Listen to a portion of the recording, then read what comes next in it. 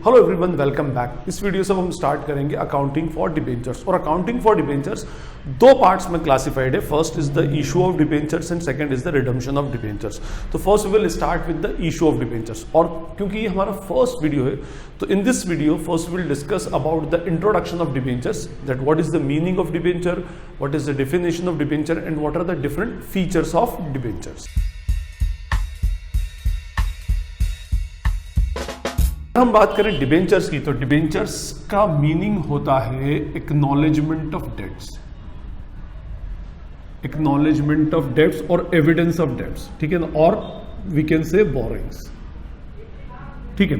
Just like shares होते हैं, तो shares are what, shares are the acknowledgement of capital, ठीक है। कंपनी के कैपिटल का एक्नॉलेजमेंट क्या होता है, शेयर्स होता है। देखिए शेयर्स को, डिबेंचर्स को समझने के लिए हम इसके थोड़ा सा कंपनी के बैकग्राउंड पे चलते हैं। आपको पता है कंपनी का एक बेसिक फीचर होता है that company has an unlimited scope. Company का एक अनलिमिटेड स्कोप होता है, और ये आप अपने आसपास के प्रोडक्ट्स को देखकर बहुत अच्छे से समझ सकते हैं, क्योंकि maximum product what we are using nowadays belongs to the multinational companies. Multinational companies means company किसी एक कंट्री की ओरिजिन है, किसी एक कंट्री को बिलोंग करती है और उसका बिजनेस किसी और कंट्री के अंदर चल रहा है, ठीक है। तो हम क्या कर सकते हैं, कंपनी एक ऐसा फॉर्म ऑफ बिजनेस है जिसको हम अनलिमिटेड एक्सटेंट तक क्या कर सकते हैं, उसको एक्सपांड कर सकते हैं। तो नेचुरली अगर आपको इतने बड़े लेवल के ऊपर, इतनी बड़ी स्केल पर अगर आपको बिजनेस स्टार्ट करना है, तो you need a large amount of capital. तो इस अनलिमिटेड स्कोप की वजह से company needs large amount of capital. अब ये जो लार्ज अमाउंट ऑफ कैपिटल होता है, ये इतना लार्ज होता है, इतना वास्ट होता है कि किसी एक अकेले इंसान के बस की बात नहीं होती कि अकेला वो या दो चार लोग मिलकर के इतनी कैपिटल को कंट्रीब्यूट कर दें। अगर उनके पास होंगे भी तो वो कंट्रीब्यूट नहीं करते, क्योंकि भाई एक बड़ा रिस्क है, बड़ी कैपिटल है तो बड़ा रिस्क एसोसिएटेड है। तो उसके लिए कंपनी क्या करती है, कंट्रीब्यूशन का और शेयरिंग का एक फंडा लेकर आती है। लेट्स सपोज हम मान लें एक एग्जांपल में कि कंपनी स्टार्ट हो रही है एक्स लिमिटेड, और उसको टोटल 10 करोड़ रुपीस की कैपिटल की रिक्वायरमेंट है। फाइन, अब इसको कैसे वो अरेंज करती है, इस 10 करोड़ की कैपिटल को 10 रुपीस वाली टोटल 1 करोड़ यूनिट्स के अंदर ब्रेक कर देती है। 1 करोड़ टोकन बना देगी, 1 करोड़ अलग अलग यूनिट्स में ब्रेक कर देगी। उसके बाद ये पब्लिक को इनवाइट करती है कि भाई आकर हमारी कैपिटल में कंट्रीब्यूट कीजिए, है ना। और क्या कैसे करेंगे, कैपिटल में कंट्रीब्यूशन का तरीका है कि just by the units of the capital. आपको ये यूनिट्स बाय करनी है, 1 2 4 5 मल्टीपल ऑफ 10 के अंदर नंबर ऑफ यूनिट्स आपने बाय करनी है। जैसे कि अगर लेट सपोज मेरे पास 1000 रुपीज हैं, तो मैं उसको 10 से डिवाइड करूंगा तो I can by total 100 units, ठीक है। ऐसे क्या होता है कि पूरे ऑल ओवर इंडिया से आम पब्लिक को, आम जनता को कंपनी क्या करती है, इनवाइट करती है just to buy the units of the capital. इस कैपिटल की यूनिट्स को बाय करने का बोलती है, और फिर जिसकी जैसी वर्थ, जिसकी जैसी मॉनेटरी वर्थ, वो अकॉर्डिंगली क्या करता है, कंपनी के अंदर कैपिटल का कंट्रीब्यूशन करता है। किसी के पास 50,000 है, 50,000 रुपीज है, तो he will buy 5,000 units of the capital, ठीक है। फाइन, अब इस यूनिट को हम क्या बोलते हैं, these units are called as shares, ठीक है। और इसकी ये जो कैपिटल होती है, क्योंकि ये सब ने थोड़े थोड़ा शेयर करके उसके अंदर कंट्रीब्यूट करके, शेयर करके उसको कैपिटल को अरेंज किया है, तो this capital is called as share capital.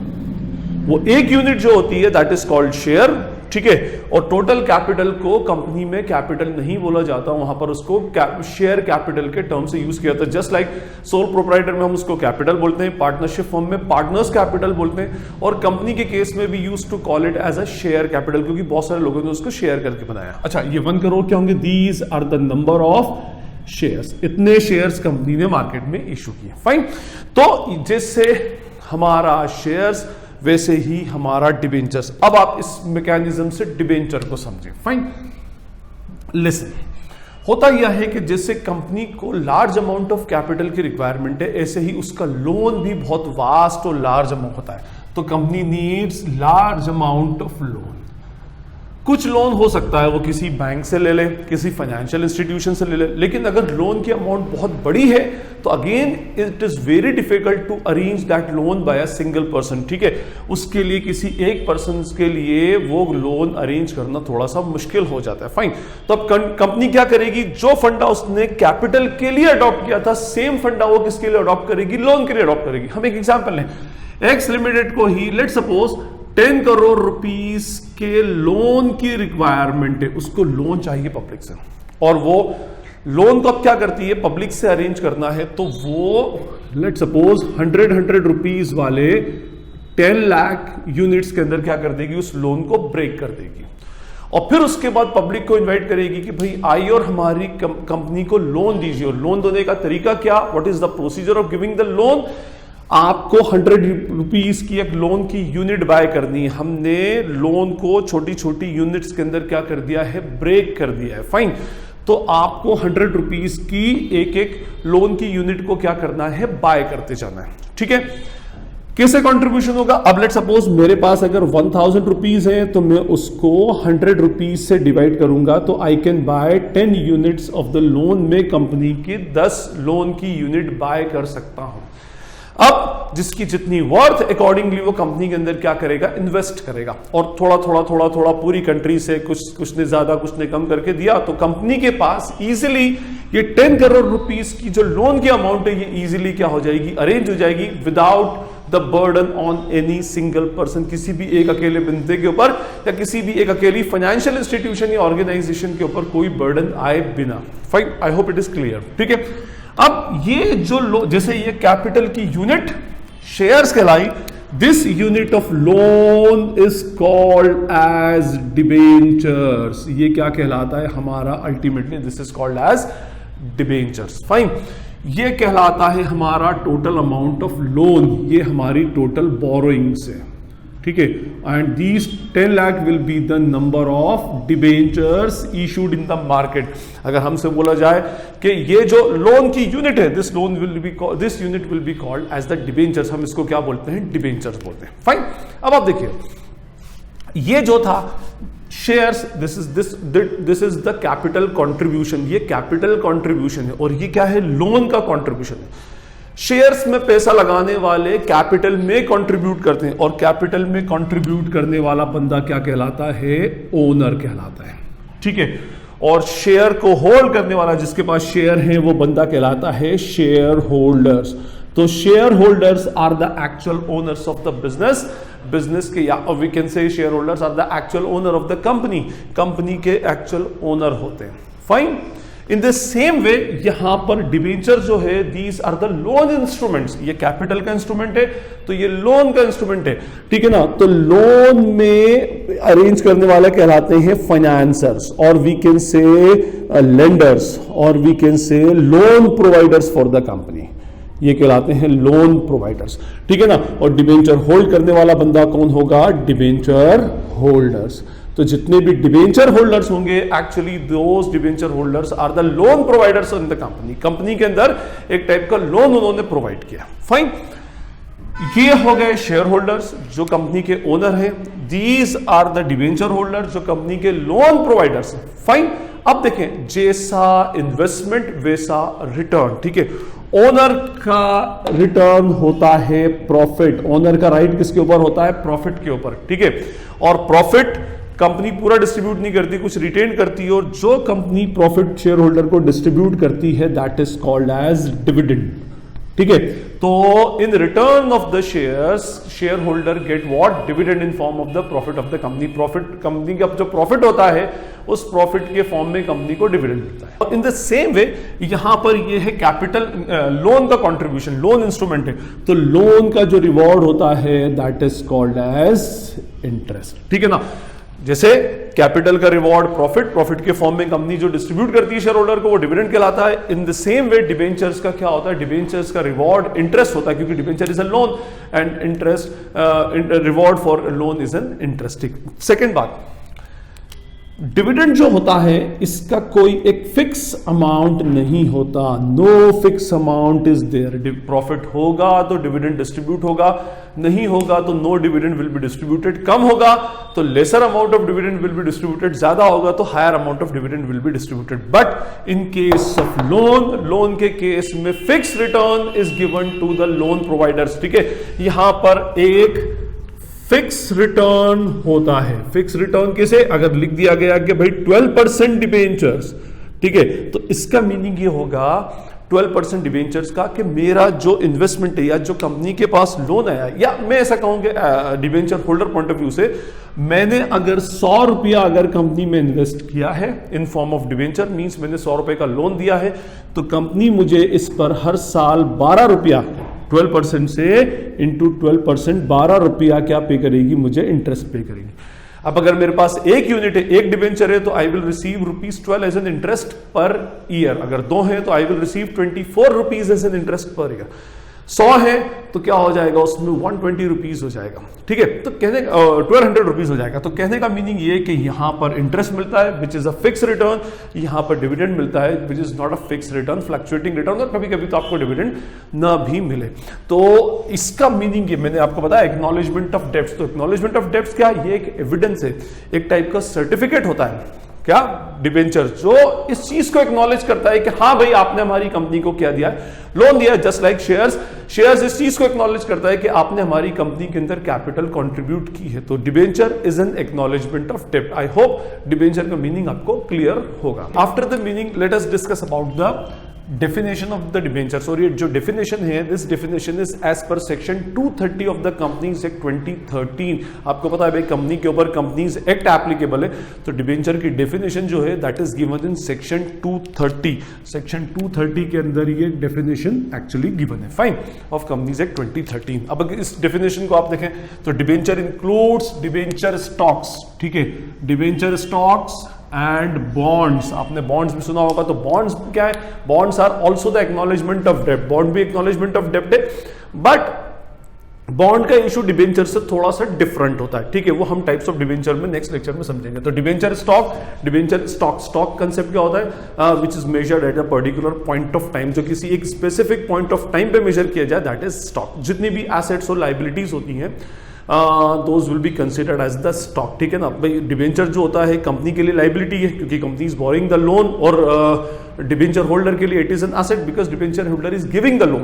तो भले वो एसेट के सेंस में लो, लाइबिलिटी के सेंस में लो, it will be considered as a stock, ठीक है ना। एंड एनी अदर इंस्ट्रूमेंट, किसी भी और कोई और भी इंस्ट्रूमेंट के नाम से आप इसको बोल सकते हैं, ठीक है, fine. Of the company evidencing a डेब्ट। देखिए मैंने आपको अभी थोड़ी देर पहले बताया था कि debenture is the acknowledgement of डेब्ट, एविडेंसिंग अ डेब्ट, ठीक है। ये क्या करता है, डेब्ट को एविडेंस, ये एक एविडेंस है, ये एक ऐसा प्रूफ है, एक डॉक्यूमेंट्री प्रूफ है कि जो ये प्रूफ करता है कि डिबेंचर होल्डर ने कंपनी को लोन दिया है, वेदर कॉन्स्टिट्यूटिंग अ चार्ज, ठीक है, whether constituting a charge on asset, a charge on the asset of the company or not, whether constituting a charge on the asset। देखिए अब इसका simple सा फंडा है, आपने ये पढ़ा होगा कि भाई loans are of two types, secured loans and unsecured loans. Secured loans होते हैं और अनसिक्योर्ड लोन्स होते हैं। अब सिक्योर्ड लोन्स कौन से होते हैं, जिसके अगेंस्ट कंपनी को किसी एसेट के अगेंस्ट कोई चार्ज मिला हुआ है।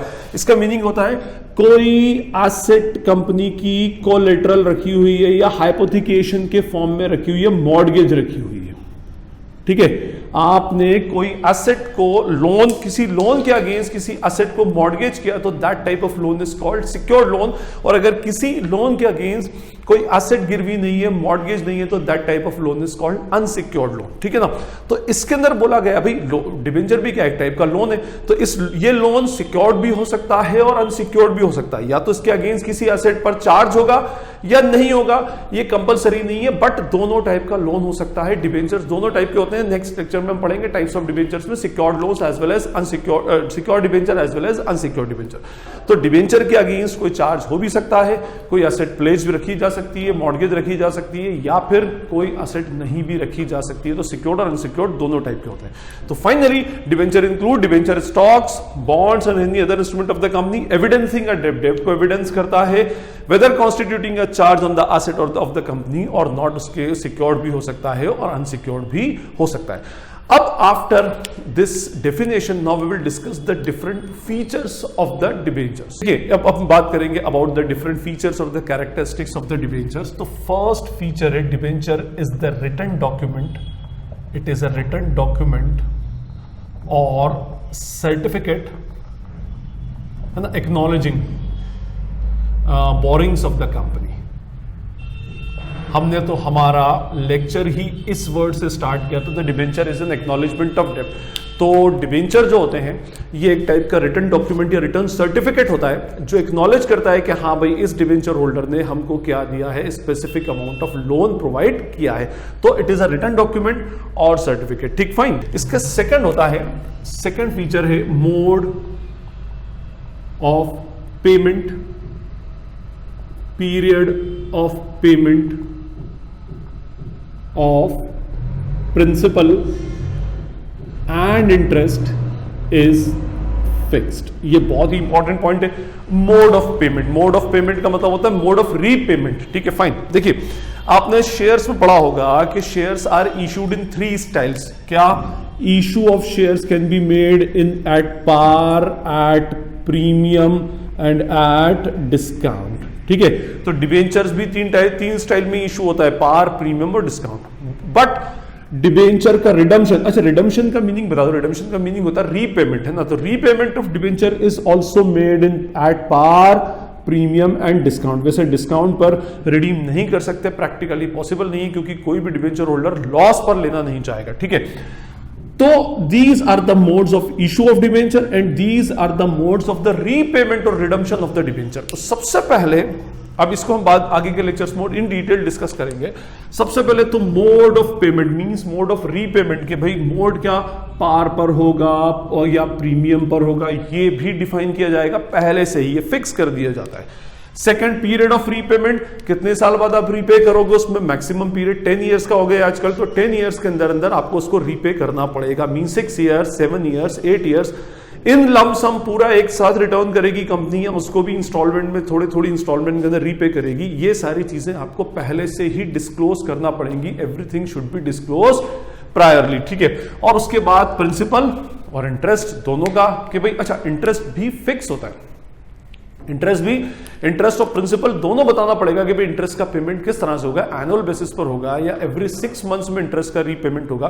That should always also be disclose parallelly. पहले ही आपको उसको हर चीज को अल्टीमेटली बनाना पड़ेगा, और ये चीज क्या होती है बताई जाती है उसके अंदर। मींस ये भी एक फीचर ऑफ द डिबेंचर है कि हर चीज पहले से ही उसके अंदर बता दी जाती है। Third point is rate of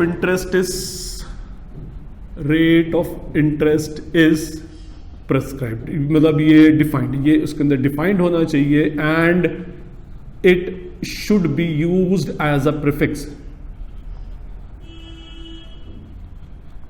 देखिए हर डिबेंचर को, debenture is a loan instrument, और लोन के अगेंस्ट क्या पे करना पड़ता है, हमको इंटरेस्ट पे करना पड़ता है। तो वो rate of interest as a prefix debenture के साथ में लिखा जाएगा। अच्छा, इसी से मैं आपको डिबेंचर को किस तरह से लिखते हैं और उसका इंटरप्रीट किस तरह से करते हैं ये भी आपको बता दूं। जैसे ऐसा लिखा कि a company issued 25,000, 12% debentures of ₹100 each. अब ये आपको मेंशन है, अ कंपनी इशूड 25,000, 12% डिबेंचर या बॉन्ड्स या लोन्स ऑफ ₹100 ईच। अब इसको इंटरप्रीट कैसे करेंगे, देखिए 25,000, these are the number of debenture, इसको क्या बोलेंगे हम, these are the number of debenture. 12% will be called as the coupon rate, और we can say simple way में इंटरेस्ट रेट, ठीक है। Rate of interest means fix rate of interest is 12% is the fix rate of interest. ये prefix होगा, जब भी ये debenture कहा जाएगा तो 12% डिबेंचर के नाम से ही बोला जाएगा। और ये एक प्रैक्टिस है, कॉमन प्रैक्टिस है, चाहे वो गवर्नमेंट बॉन्ड्स हो या कंपनी के बॉन्ड्स हो, कंपनी के डिबेंचर्स हो, सब पर उसका rate of interest as a prefix उसके कोट होगा। Now this 100 will be considered as the face value. Face value means value per debenture, ठीक है। अच्छा, अब अगर आपसे पूछा जाए what will be the total amount of loan, तो total loan will be calculated as 25,000 into 100, तो ये हो जाएगा अपना 25 lakh. This is the total amount of loan, ये हमारा 25 लाख का टोटल अमाउंट ऑफ लोन हो जाएगा। And what will be the total amount of interest, तो इस 25 लाख का 25 लाख इंटू 12%, ये 12% जो भी अमाउंट उसका अल्टीमेटली आएगा, that will be considered as 3 lakh rupees. 3 lakh rupees will be considered as the interest on debentures. तो हमारा रेट ऑफ इंटरेस्ट जो होता है ये डिफाइंड होना चाहिए और it should be use as a prefix, वो प्रीफिक्स के फॉर्म में लगा हुआ होगा और जो उसके आगे रेट ऑफ इंटरेस्ट लगा हुआ है that will be the fix rate of interest which is paid against those debentures. Next point है it is the borrowing of the company. अब ये तो हम पढ़ते ही आ रहे हैं, स्टार्टिंग से सिर्फ इसी पर चला है, ये कंपनी का बोरिंग से, बोरिंग ऑफ कंपनी की बोरिंग से, और इस बोरिंग्स के ऊपर कंपनी को क्या पे करना पड़ता है, इंटरेस्ट पे करना पड़ता है। It is normally secured against the charge of the company. मैंने अभी आपसे कहा था इसकी डेफिनेशन में कि डिबेंचर्स में भी सिक्योर्ड और अनसिक्योर्ड, सिक्योर्ड भी होते हैं और अनसिक्योर्ड भी होते हैं, बट नॉर्मली इसका फीचर ये है कि नॉर्मली जो डिबेंचर्स होंगे वो सिक्योर्ड डिबेंचर्स के फॉर्म में आते हैं। इतना पैसा अगर डिबेंचर होल्डर दे रहा है तो दे नीड श्योरिटी और they need some guarantee against those loan और दोज डिबेंचर्स। तो उसके अगेंस्ट कंपनी क्या करती है कि अपने डिबेंचर्स को क्या करती है, सिक्योर करती है अगेंस्ट एनी एसेट, ठीक है। और इसका नेक्स्ट पॉइंट है interest of the debenture is a charge for the company,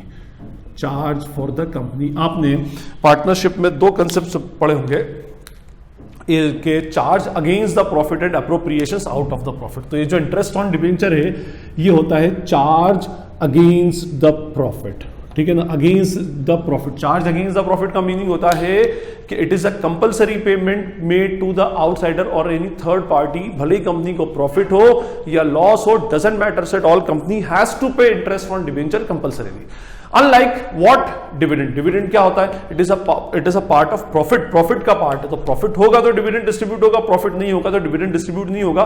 but in case of debenture interest is a fixed charge, ये कंपनी की पोजीशन को लिवरेज करता है, ठीक है, लिवरेज पोजीशन बनाता है उसमें। तो यहां पर कंपनी का जो इंटरेस्ट होता है it is a charge against the profit, you have to pay it compulsorily to the people. तो ये हमारे कुछ फीचर्स थे। It is a written document, mode of payment और ये प्रिंसिपल अमाउंट सब फिक्स होना चाहिए, इसमें रेट ऑफ इंटरेस्ट प्रीफिक्स के फॉर्म में लगी हो, it is a borrowing of the company, और सिक्योर्ड होते हैं, नॉर्मली सिक्योर्ड होते हैं, कंपल्सरीली सिक्योर्ड नहीं होते, नॉर्मली दे आर सिक्योर्ड, और interest on debenture will be considered as a charge against the profits. तो आई होप आपको इसका मीनिंग, इसका फीचर और इसकी डेफिनेशन क्लियर हो गई होगी। Still, if you feel any query, any doubt, you can ask in the comment section. This is Najib Hashmi signing off from Commerce Solution. Thank you.